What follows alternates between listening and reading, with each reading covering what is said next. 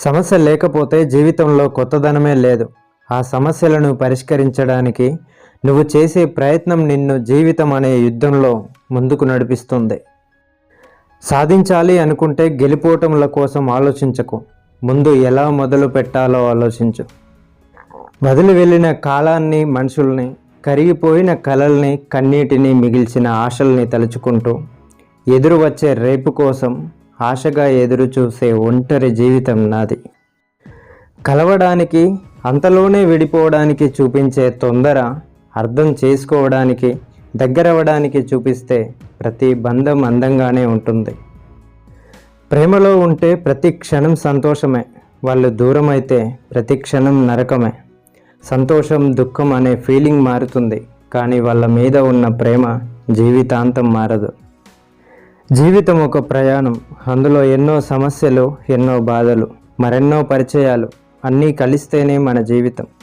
ఇష్టమైన వారి నుండి మనం ఆశించేవి ఏమీ ఉండవు, కొంచెం ప్రేమ, కాస్త సమయం అంతే. కానీ ఈ రోజుల్లో ప్రేమని, సమయాన్ని ఇచ్చేవాళ్ళు ఎవరూ లేరు.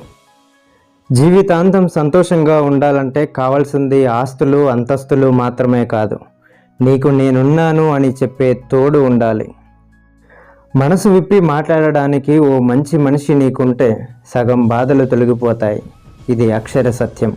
కానీ అలాంటి మనుషులు దూరం అయిపోయారు.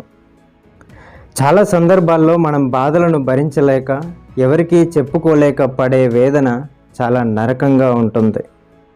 మనం ఎవరి దగ్గర అయితే ఎక్కువ సంతోషంగా ఉంటామో అని అనుకుంటామో, చివరికి వారి వల్లనే ఎక్కువ బాధపడతాం. చేయాలన్న పట్టుదల, చేయగలను అన్న నమ్మకం నీకుంటే అద్భుతాలు కూడా సాధ్యమే. నిజం చెప్పాలంటే ఏడుపు చాలా గొప్పది, ఎందుకంటే ఒకరిపై మనకు ఎంత ప్రేమ ఉందో తెలియజేస్తుంది.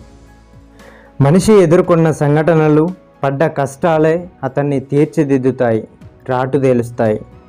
ప్రతి మనిషి కథ గడిచిన కాలానికి సాక్ష్యంగా నిలుస్తుంది.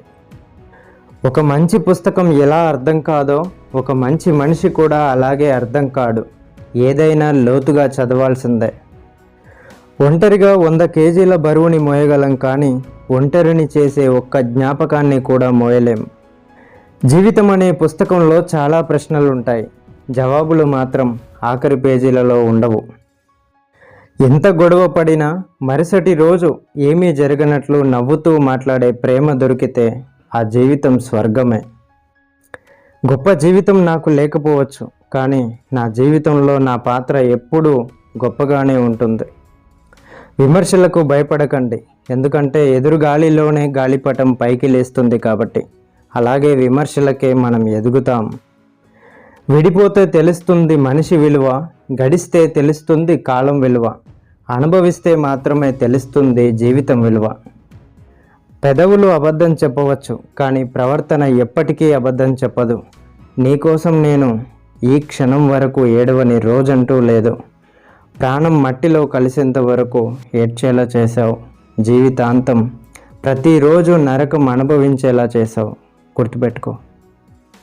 కొన్ని మౌనాల వెనుక బాధ ఉంటే, మరికొన్ని దూరాల వెనుక మాత్రం మూగబోయిన ప్రేమే ఉంటుంది. ఆ ప్రేమతో జీవితమే మౌనంగా మారిపోయింది. ఏంటో ఈ జీవితం, ఒక్క మాటలో చెప్పాలి అంటే బతుకు భారం అయింది, కోరుకున్న భవిష్యత్తు దూరం అయింది. బాధ అని ఒప్పుకోలేము, బరువని తప్పుకోలేము, మోయలేము, అలా అని వదిలేయలేము. అంతే, కొన్ని జీవితాలు సాగిపోతూ ఉంటాయి. నీ జ్ఞాపకం ఆనందాన్ని ఇచ్చేది అయ్యుంటే నా ఏకాంతం కూడా వరం అయ్యేది. అదే నీ జ్ఞాపకం దుఃఖం కలిగిస్తుంటే నా ఒంటరితనం కూడా శాపంగా మారింది. Thank you for watching. తర్వాత వీడియోల కోసం ఇక్కడ క్లిక్ చేయండి. మరిన్ని వీడియోల కోసం నా ఛానల్ సబ్స్క్రైబ్ చేసుకొని లైక్ చేయండి, షేర్ చేయండి, కామెంట్ చేయండి. Thank you.